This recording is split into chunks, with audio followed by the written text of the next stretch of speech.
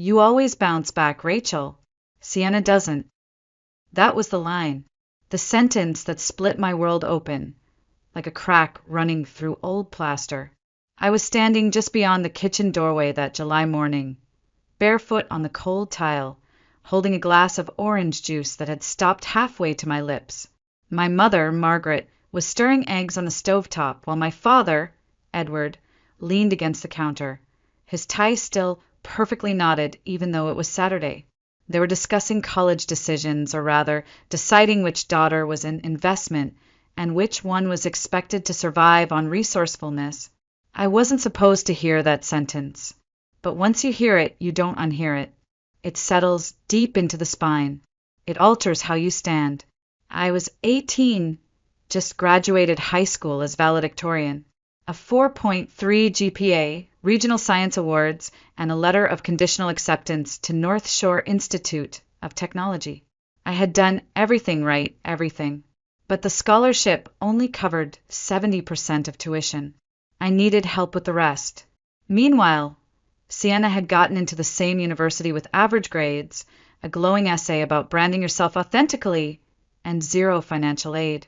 Still, the decision was clear to them. She needs the experience, Mom said. She needs the environment to thrive. And I could improvise. I always did. I stood there, not moving, letting my juice warm in my hand, watching the sunlight flicker against the cabinet handles. That was the moment I realized love, at least in my house, was not unconditional. It was measured in potential, in neediness, in volume. Sienna cried when her phone screen cracked. I replaced mine with a refurbished one and didn't mention it. Sienna needed a MacBook. I typed code on a borrowed Lenovo with half the keys faded off. Sienna got enrolled. I got told, "We know you'll figure it out, honey. You always do." That summer, while Sienna shopped for dorm decor and planned her college reveal post, I worked 38 hours a week at the local library, shelved books until my fingers ached, and collected financial aid forms like trading cards. Every night, I researched institutional grants and emergency relief programs. I taught myself how to write professional emails.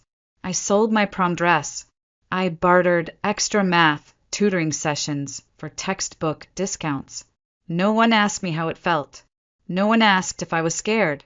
Sienna glided through the house like a favored ghost. Her every sentence met with approval. Her every complaint answered with solutions. Dad installed her printer personally. Mom packed her skincare in a monogrammed toiletry bag. I used a canvas tote from a blood drive. My own room stayed half-packed for weeks because I kept second-guessing whether I'd really go, whether I could afford to believe in myself more than my parents did. The night before she left for campus, Sienna asked to borrow my noise-canceling headphones. "You're not going to need them in a dorm full of silence, right?" she giggled. I gave them to her, not because I agreed, but because the last thing I wanted was to be seen as bitter. When it was my turn to leave, 2 days later, with my suitcase patched by duct tape and a second-hand calculator, I didn't get a family photo in front of the car. Mom handed me a grocery bag of granola bars. Dad said, "Let us know when you're all settled." I nodded and smiled, the way people do when their chest has already caved in. Then I closed the car door, turned the key, and drove myself to North Shore. Alone. The sign at the campus entrance read, "Welcome New Scholars." I parked in a lot near the back, beside a dumpster, and sat there for a minute, breathing. Then I reached into my backpack and pulled out the sticky note I'd written weeks before. Just 2 words, earned on. I pressed it against the inside of my dorm closet door, right where I'd see it every morning at 4:30 a.m. before my shift at the student radio station. That was the first day of the rest of my life, and no one in my family even noticed I had begun it. The dorm room was smaller than I'd imagined. The window barely opened, the mattress dipped in the middle, and the radiator hissed like it had opinions. But it was mine, my slice of independence, built on bargain bins and borrowed time. I pinned the post-it, earned on, next to my alarm clock and set it for 4:30 a.m. That first Monday, I started my job at the campus radio station. reading public service announcements between 5 and 7 before my first class. No one else was awake. The halls smelled like stale ramen and floor cleaner. I took comfort in the stillness, in being useful. Classes moved fast, but I moved faster. I sat in the front row, took notes in color-coded ink, memorized formulas between tutoring appointments and student government meetings. I didn't have time to feel tired. I drank black coffee with powdered creamer and ate peanut butter on saltines. Sometimes I'd split an apple in the lab and pretend it was dessert. Other times I'd skip dinner and save the last $2 in my account for laundry detergent. My roommate, a theater major from Connecticut, called me the ghost with a planner. I didn't mind. Ghosts move freely. Meanwhile, Sienna called from her apartment off campus. She'd gotten upgraded to a private room. My parents helped with the deposit. She laughed about her demanding marketing professor, then spent 10 minutes describing the design of her new gel nails. "College is so hard," she sighed, while waves crashed in the background. She was on a weekend beach trip with her new sorority sisters. I was kneeling on the dorm floor, trying to get printer ink off my jeans before my 8 a.m. calculus review. When she hung up, I sat there in the quiet, wondering if hard meant the same thing in our worlds. Every Sunday, Mom would set up a group call. She'd ask Sienna how classes were going. Sienna would stretch the truth like warm taffy, mention a group project that didn't exist, a professor who adored her. Dad would laugh and say, "That's my girl." Then they'd pivot to me. "You're still okay with those grants, right?" Mom would ask, "We just knew you'd be so independent." I'd mention a research paper I was co-authoring on structural stress loads in steel beams, or a theorem I'd helped prove during tutoring. "That's great, sweetie," she'd say. "Now, Sienna, tell us more about that champagne fundraiser." Sometimes I'd stare at the blank screen after the call ended, my voice still echoing in the empty room, wondering if being strong meant always being alone. The contrast became routine.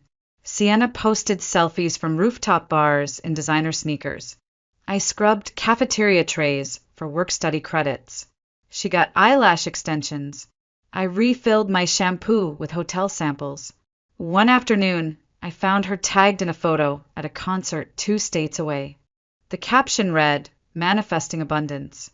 I was manifesting a stable Wi-Fi connection so I could upload my physics lab report before midnight. But the silence wasn't just outside, it started creeping in. Friends invited me out, and I said no, telling myself I couldn't afford the distraction. I stopped calling home unless I had to.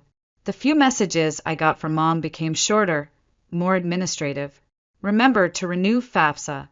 Sienna's books were $600 this term. College is crazy expensive." Yes, it was.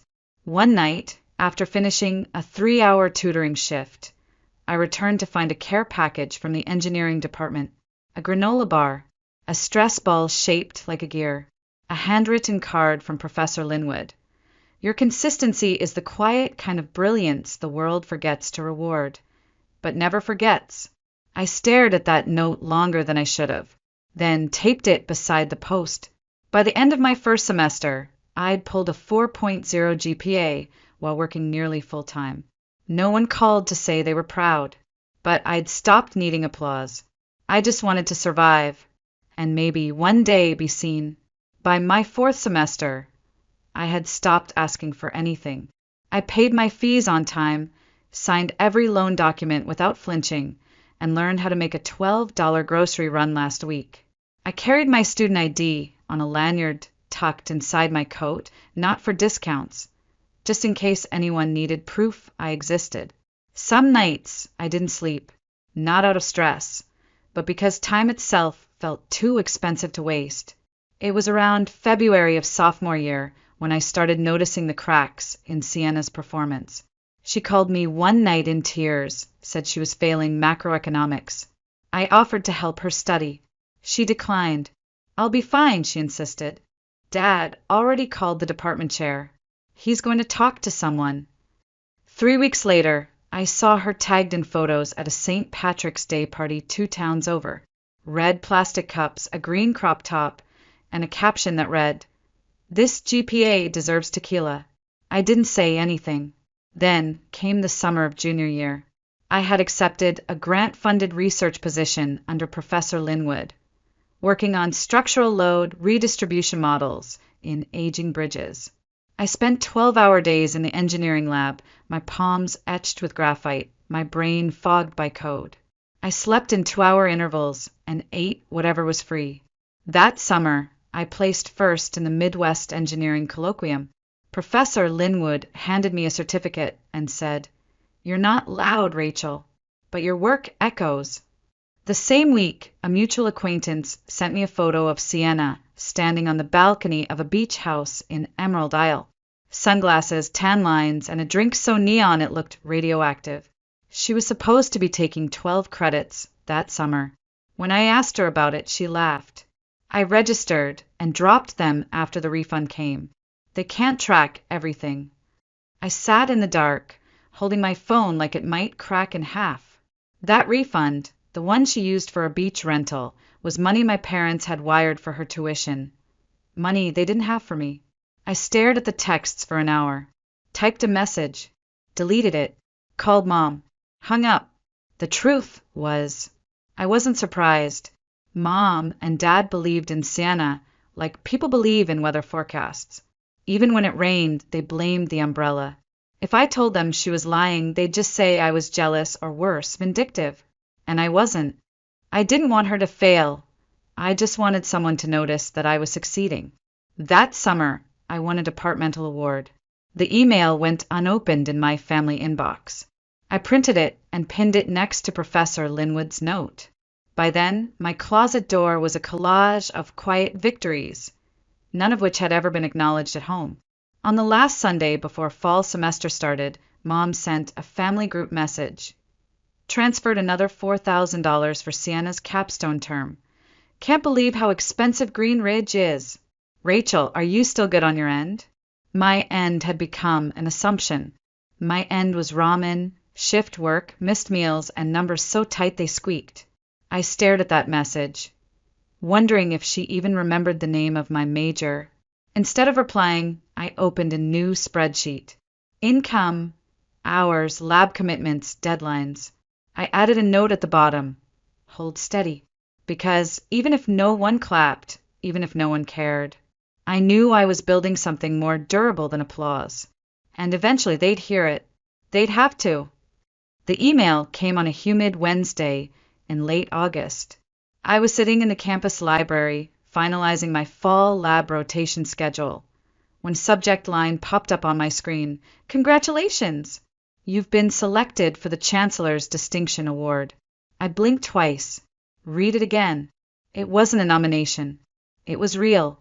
An internal committee had reviewed 3 years of my academic records, research milestones, and work history, and decided to name me the recipient of the university's highest honor for academic resilience.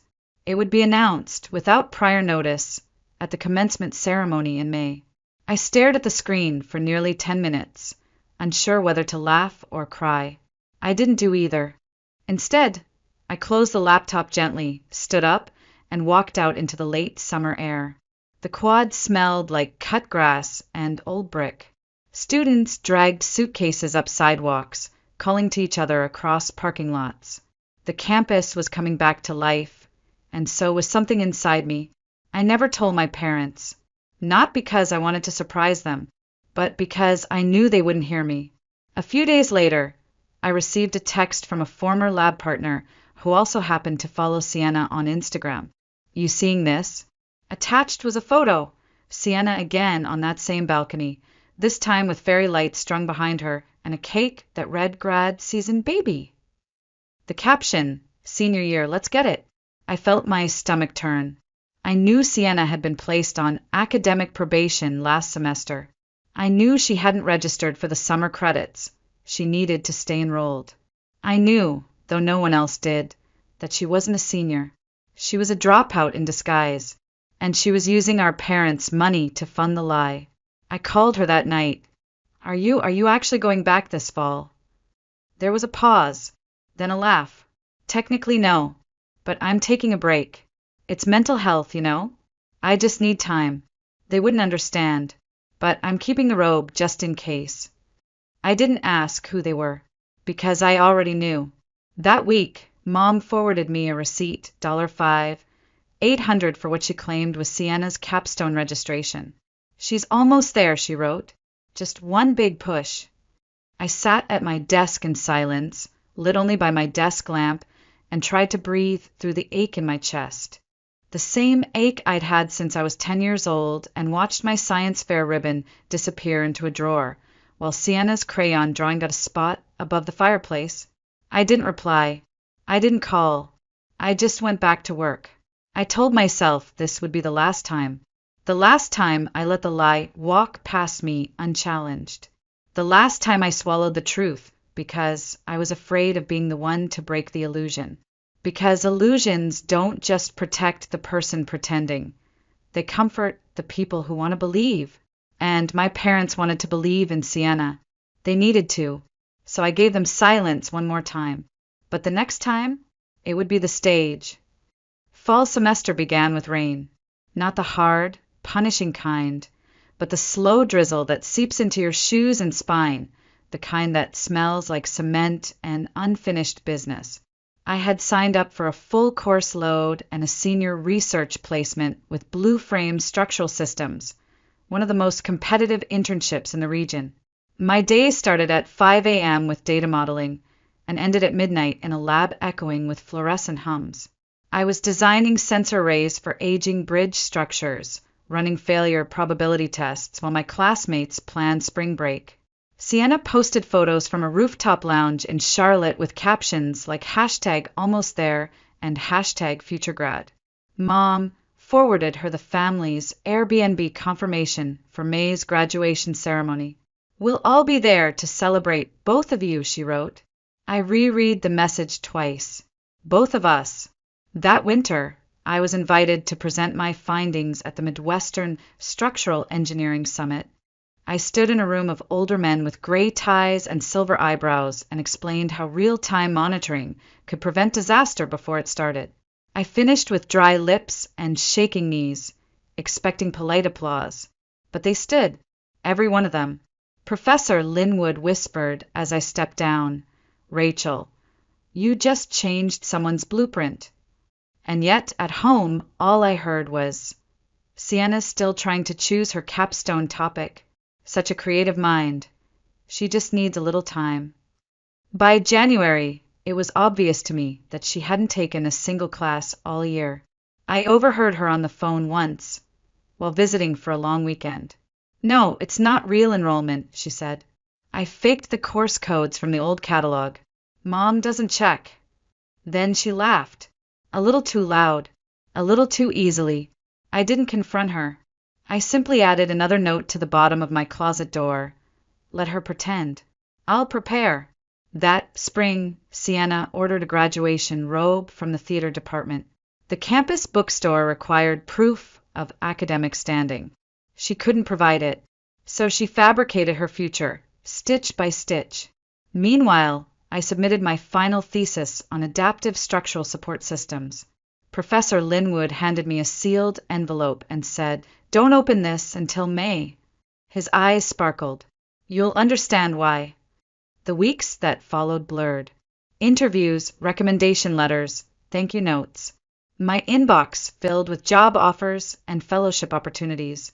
I accepted one quietly, a position at Blue Frame with a relocation package, signing bonus, and a desk that faced the water.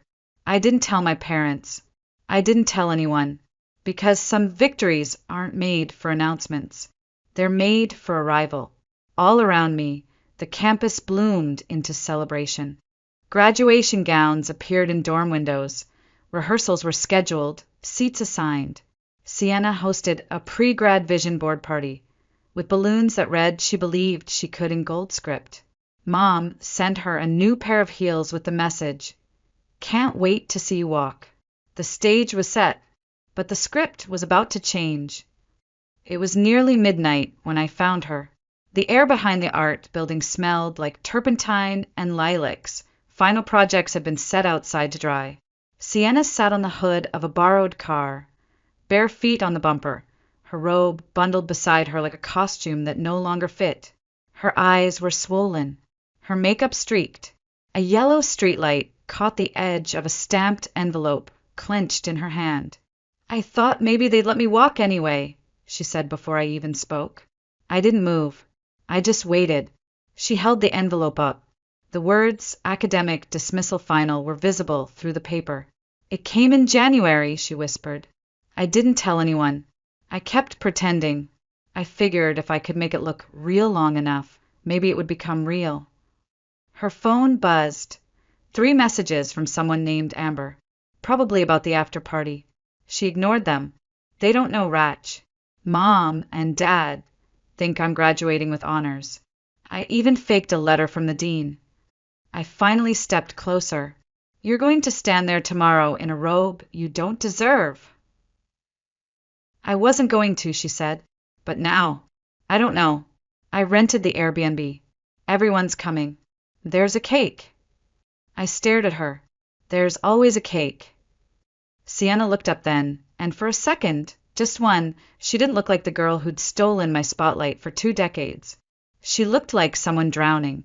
"I didn't mean for it to go this far," she said. I didn't want to be the disappointment." "You are," I said softly, "but that doesn't mean you have to keep being one." She flinched. "Why didn't you say something?" I asked. "Why fake the whole thing instead of asking for help?" She gave a hollow laugh. "Because you're the one they trust. You're the one who figures things out. I'm just the one who makes it pretty. They don't want the truth from me, Rachel. They never did." I didn't argue. We sat in silence for a long time.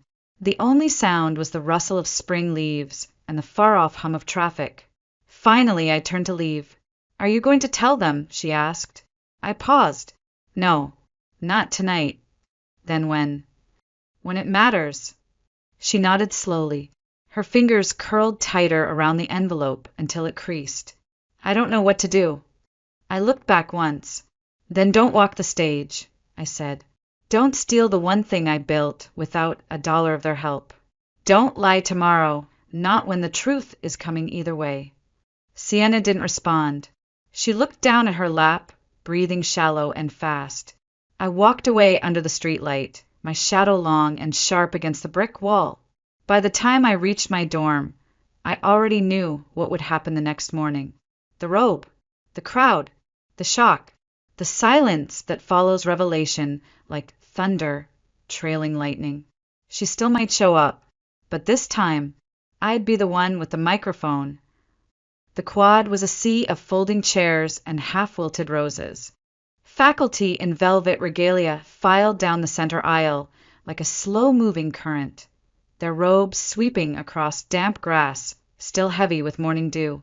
A brass quartet played something vaguely triumphant. My breath fogged in the air as I stood among the engineering majors. Cap tilted slightly wrong because the bobby pins had snapped. I scanned the crowd, but didn't look for my parents. I didn't need to. They were easy to spot, front row, VIP section, their faces lit with expectation. Mom wore her white ribbon sun hat. Dad's tie matched the school colors. They clapped as names were called, glancing occasionally toward the stage with unmistakable anticipation. In front of their seats sat an empty chair marked, "Honors Graduate Sienna Moore." I let the irony settle. She wasn't backstage. She wasn't in line. She was nowhere near ready. When they called the name before hers, I held my breath. And then, exactly as I knew it would, the dean stepped to the mic, shuffled his clipboard, and spoke with an unfamiliar tightness in his voice. "Before we proceed, we wish to make a brief correction. A previously listed candidate, Miss Sienna Moore, is not eligible for graduation and will not be participating in today's ceremony." The words landed like an unexpected hush, as if the entire crowd had forgotten how to breathe. A murmur rippled outward. I watched it hit my parents like a wave. Mom's hand flew to her mouth, her body stiffened. Dad's face drained of color, his shoulders suddenly unsure of themselves. Then, before the silence could solidify, the Chancellor stepped forward. "However," she said, voice clear and resonant, "excellence often comes from quieter places. Please join me in recognizing Rachel Moore, recipient of this year's Chancellor's Medal for Academic Resilience." It didn't register. Not at first. The name floated through the air like a spark waiting for oxygen. Then came the first clap, then 5, then 50. A wave of applause rolled across the quad, stronger than I'd imagined, louder than I thought I could bear. I felt my knees shake, my hands tingled, and still I walked. Not like a victor, not like someone proving a point, but like a woman returning to her own name after years of being mispronounced. The Chancellor placed the medal around my neck. "Your record is extraordinary," she whispered. "You carry more than just grades. You carry grace." I nodded, lips pressed tight. I didn't cry. Not then. I swallowed a decade of almosts and not quites, of being second in a race only one of us trained for, and let the weight of the medallion settle like justice across my chest. I didn't look at my parents immediately. I didn't need to see their confusion, their shame, the questions they hadn't thought to ask until now. I didn't want anger to sour the taste of triumph.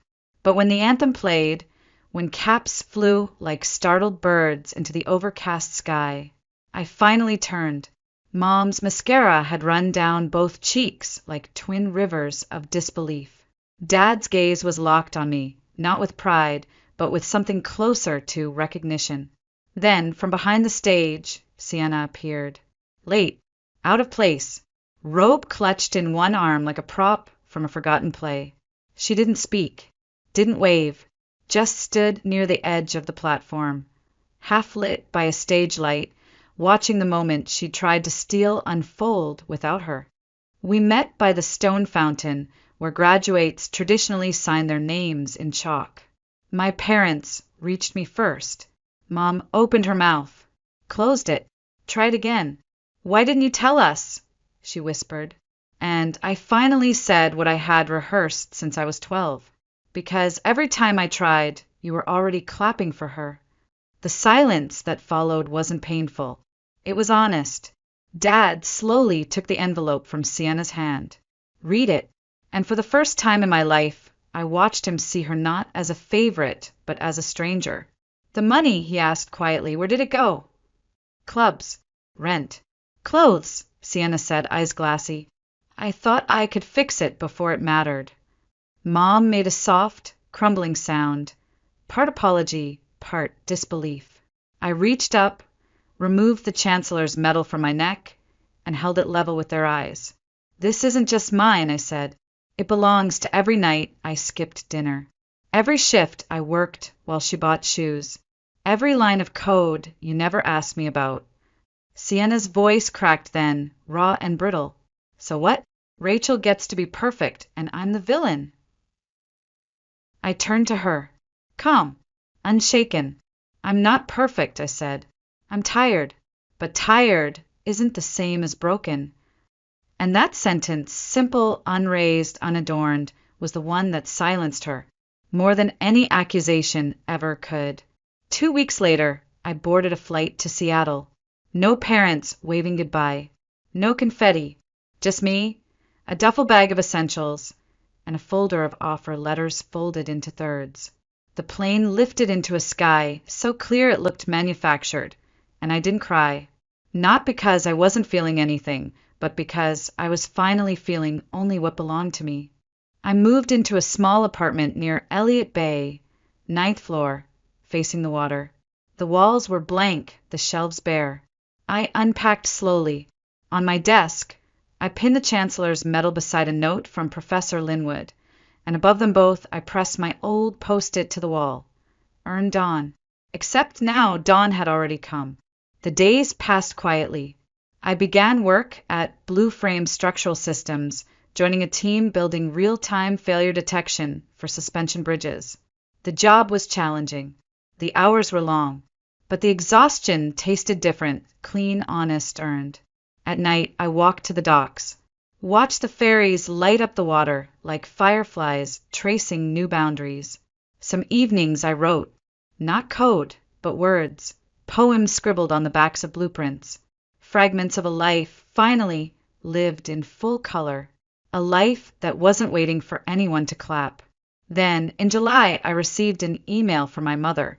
It wasn't long, just a few paragraphs. She admitted they had mortgaged part of the house to fund Sienna's tuition, and were now trying to reclaim what the university would refund. She asked if I had any advice. The question should have hurt, but it didn't. I wrote back, calmly, detailed my personal budget, suggested they set aside what was left for retirement. "I'm covered now," I typed. "Take care of yourselves." I hit send before guilt could argue. That weekend, I took the ferry to Bainbridge Island, brought a notebook, drew a fan beside the words self-generated airflow, then added another fan beside it, labeled earn support, because maybe now the wind beneath me wasn't just mine. A few days later, Sienna sent a photo, her hammering nails at a Habitat for Humanity site. No filters, no hashtags, just a smile that wasn't perfect, but was real. Beneath the image, she wrote, "Beams don't judge who hammers them. They just hold." I pinned that too. Months passed. I stopped checking on their progress. Not because I didn't care, but because caring doesn't always mean clinging. Some love has to be observed from a distance to be safe. One Friday night, I stood by my apartment window, chalk in one hand, sketching load diagrams on butcher paper. Next to the calculations, I scribbled, "Support is a verb." Then I drew an anemometer, my first science fair project, now fully formed. That's when it hit me.